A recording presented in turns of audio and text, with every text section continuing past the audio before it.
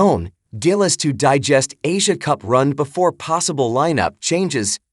Coach Tim Cone says it is too early to determine lineup changes as Gilas Pilipinas is fresh from its FIBA Asia Cup exit after a crushing loss to two-time defending champion Australia in the quarterfinals. If there is going to be a revamp of Gilas Pilipinas roster, it would not come without some serious consideration. Tim Cone said it was too early to determine lineup changes as the Philippines is fresh from its FIBA Asia Cup exit after a crushing 84-60 loss to two-time defending champion Australia in the quarterfinals on Wednesday, August 13. We put this team together for the long term and trying to get them to grow together and get better. And if we're going to just go ahead and change personnel, then we're all back to zero again, Cone said. We're going to use this and try to make some adjustments. Cone has primarily stuck with the same pool of players since he officially took over the coaching reins for the national team at the start of 2024. He named Justin Brownlee, Dwight Ramos, Kai Sato, AJ Edu, Junmar Fajardo, Scotty Thompson, Kevin Quiambao, Carl Tomeo, Chris Newsom, CJ Perez, Calvin Oftana, and Jamie Malonzo to the original 12, then added Japeth Aguilar and Mason Amos as alternates. RG Abarientos and Troy Rosario, who play under Cone at Barangay Ginebra in the PBA, were included in the Asia Cup pool, although they were ultimately left off the roster.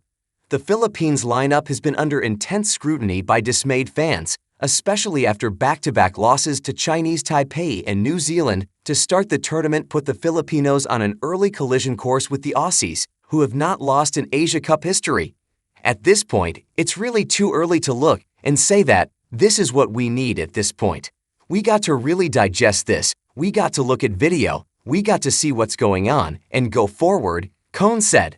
While Gilas Pilipinas still reached the quarterfinals following a dramatic overtime win over Saudi Arabia to wrap up the group stage, it proved no match to the World No.7 squad. I really like our team.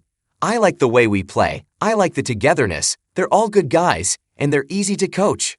But I didn't like our performance tonight, Cone said. This is a great team to be around. I'm really proud and honored to be on this team and with these guys.